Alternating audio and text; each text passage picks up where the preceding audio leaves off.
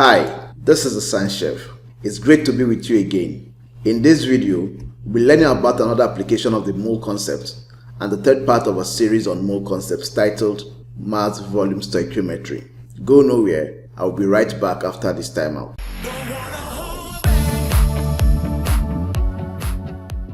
Thank you for being there. In our last tutorial on mass stoichiometry, we explained how to apply the mole concept in chemical reactions with respect to the masses of the reactants and or products using a set of arbitrary steps.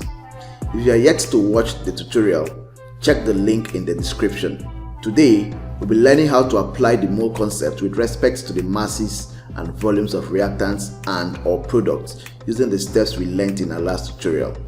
Let's still consider the reaction between hydrogen and oxygen to form water, and let's also assume that the parameters of the substances employed in the reaction are the masses of hydrogen and water and the volume of oxygen gas respectively. From the stoichiometry of the reaction, 2 moles of hydrogen gas will bond completely in 1 mole of oxygen gas to form 2 moles of water. You can learn the meaning of stoichiometry from our last tutorial on mass-mass relationship.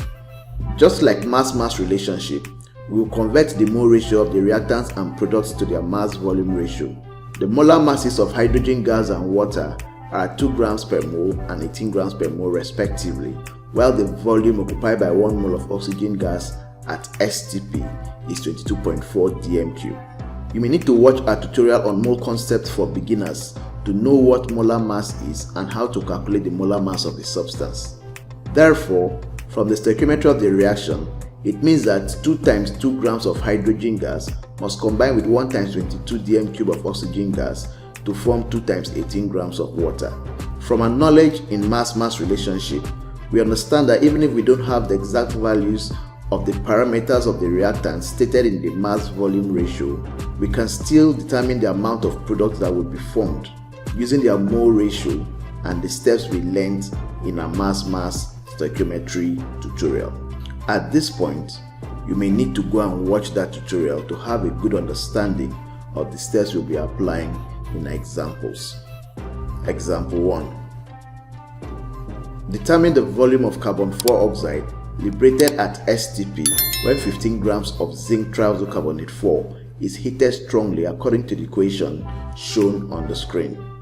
Given that the relative atomic masses of zinc, carbon and oxygen are 65, 12 and 16 respectively, and the volume occupied by 1 mole of the gas at STP is 22.4 dm³. From the equation of reaction in example 1, 1 mole of zinc triazocarbonate 4 when heated strongly produced 1 mole of zinc oxide and liberated 1 mole of carbon 4 oxide. From the information provided in the question, zinc triazocarbonate 4 and carbon 4 oxide are the players, while the zinc oxide is the spectator.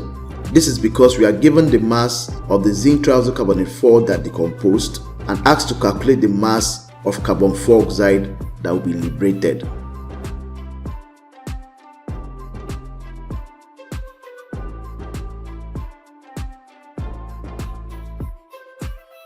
Since we have established that zinc triazocarbonate 4 and carbon 4 oxide are the players in this reaction, then we have to determine their mole ratio. From the equation of the reaction, the mole ratio of zinc triazocarbonate 4 to CO2 is 1:1. From the question, we are asked to determine the volume of carbon 4 oxide that will be produced when 15 grams of zinc triazocarbonate 4 is heated strongly. So, we convert the given mass of zinc carbonate to number of moles. Number of moles of zinc carbonate equal to what? Mass of zinc carbonate over molar mass of zinc carbonate. But the molar mass of zinc carbonate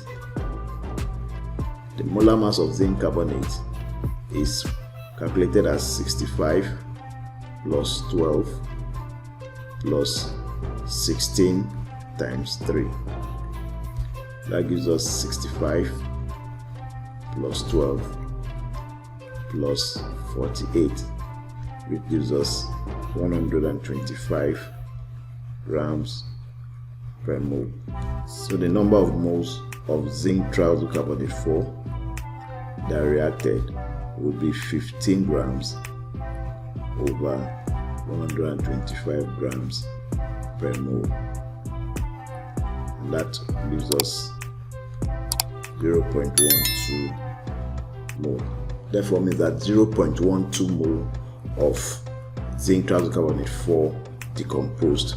We are now going to determine the number of moles of carbon dioxide that would be liberated when 0.12 mole of zinc triazocarbonate 4 decomposes using the mole ratio. So from the mole ratio of ZnO3 to CO2, if 1 mole of ZnO3 liberates 1 mole of CO2, then how many moles of CO2 will be liberated by 0.12 mole of ZnO3? That will be what? 0.12 mole of CO2. So the next thing we'll do is to convert this 0.12 mole of CO2 to volume, using volume of CO2 equals to what? Number of moles of CO2 times the molar volume. The molar volume at STP is 22.4, so this will be 0.12 mole times 22.4 dm cube per mole. So this will cancel out this, and that will give us 2.69 dm cube of CO2 at STP.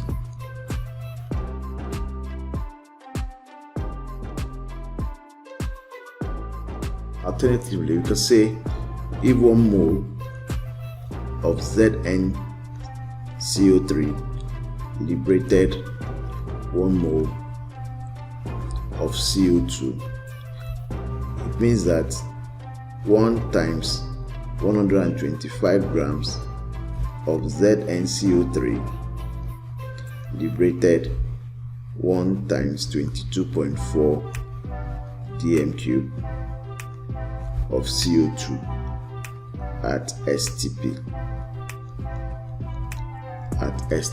So what volume of CO2 will be liberated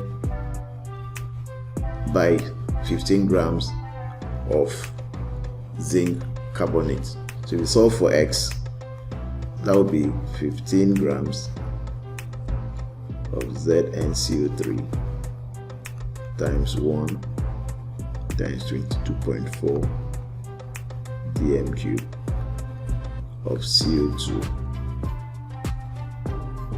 all divided by 1 times 125 grams of zinc carbonate. And if we evaluate this,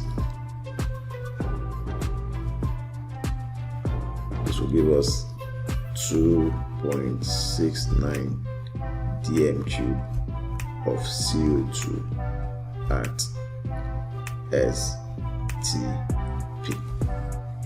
Example 2.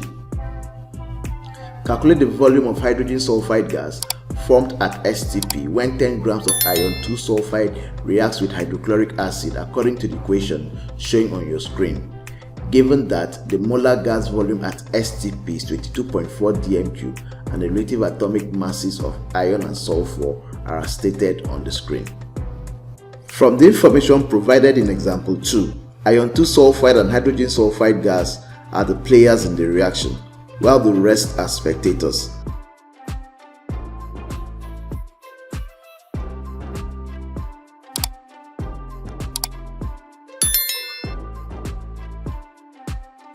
Since iron 2 sulfide and hydrogen sulfide gas are the players in the reaction, next we'll determine their mole ratio. And from this reaction, the mole ratio of iron 2 sulfide to hydrogen sulfide gas is 1:1. So next we'll convert the mass of iron 2 sulfide, the given mass of iron 2 sulfide, to number of moles.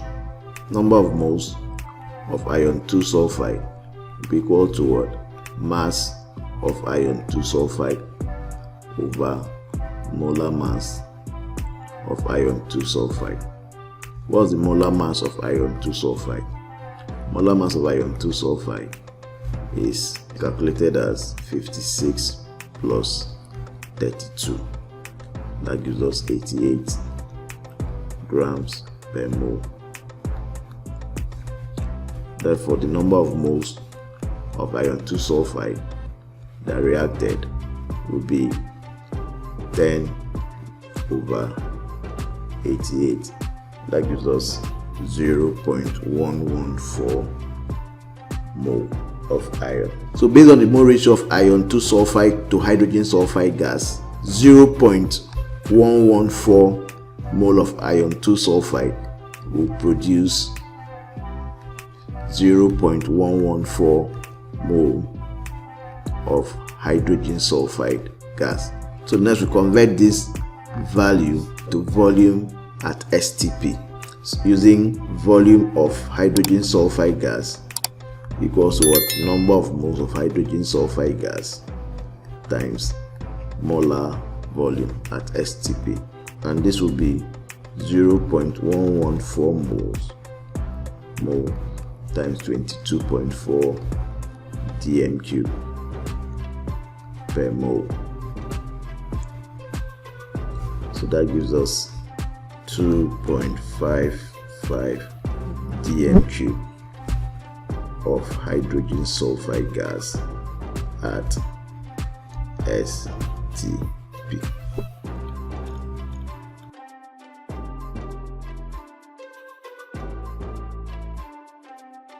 Alternatively, we can say 1 mole of iron 2 sulfide liberates 1 mole of hydrogen sulfide gas.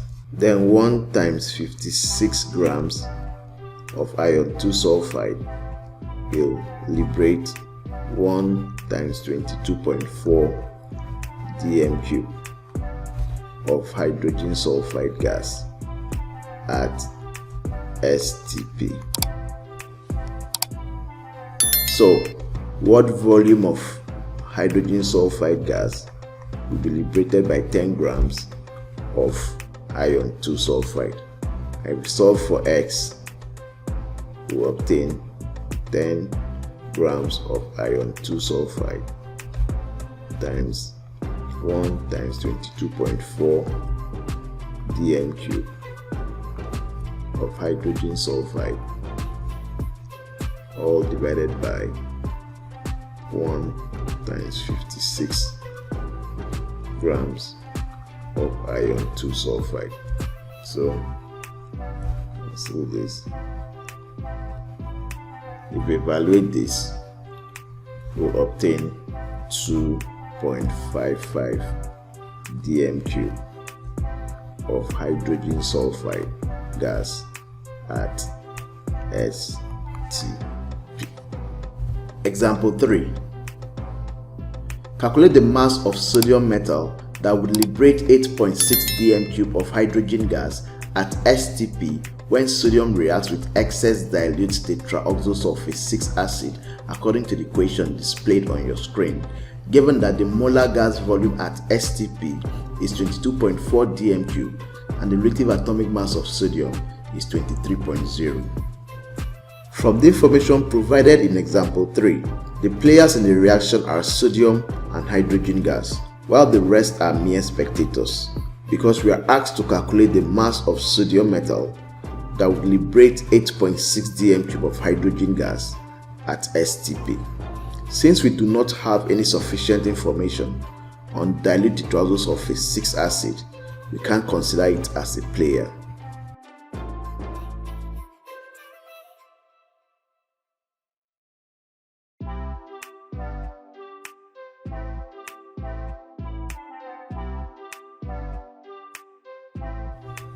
So since we have established that sodium and hydrogen gas are the players or the key players in this reaction, then from the equation of reaction, the mole ratio of sodium to hydrogen gas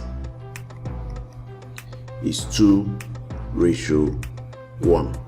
So the next thing we will do is to convert the volume of hydrogen given in the question to number of moles. The number of moles of hydrogen equal to what? Volume of hydrogen gas over molar volume. So what's the volume of hydrogen gas in the question? That's 8.6 dm cube divided by 22.4 dm cube per mole. And if we calculate this, we'll obtain 0.384 mole of hydrogen gas. So from the mole ratio of sodium to hydrogen gas, if 1 mole of hydrogen gas was liberated by 2 moles of sodium, then how many moles of sodium will liberate 0.384 moles of hydrogen gas? So if we evaluate for x, we'll obtain 2 times 0.384, and that will be what?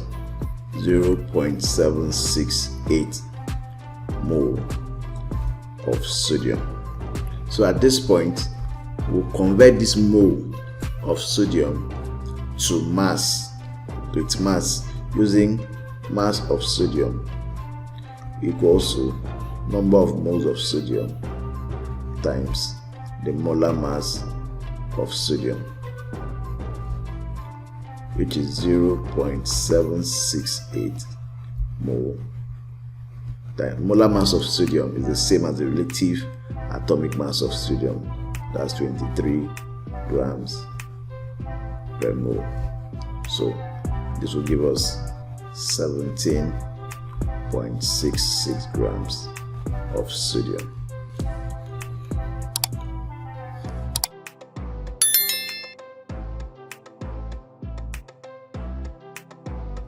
Alternatively, you can say if 2 moles of sodium produce 1 mole of hydrogen gas, means that 2 times 23 grams of sodium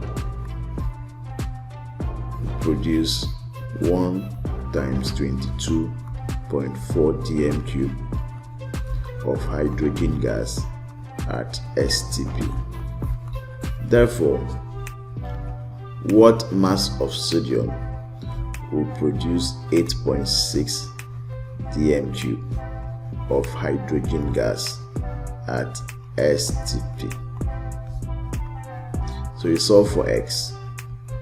This will give us 8.6 dm cube of hydrogen times 2 times 23 grams of sodium divided by 1 times 22.4 dm cube of hydrogen gas.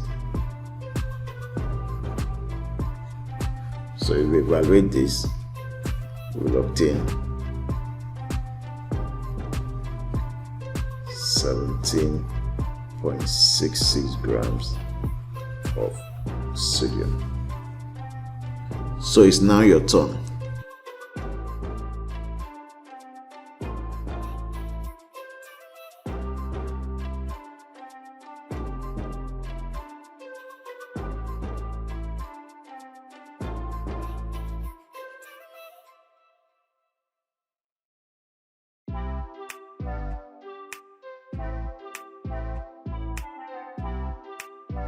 Do well to check our community tab for the answers to these questions 24 hours after publishing this video. In our next tutorial, we'll be looking at another application of mole concept called the volume-volume relationship in the fourth part of this series. If you'd like to be notified when the video is published, simply subscribe to our channel and turn on the notification bell. Stay safe till I see you when I'll see you.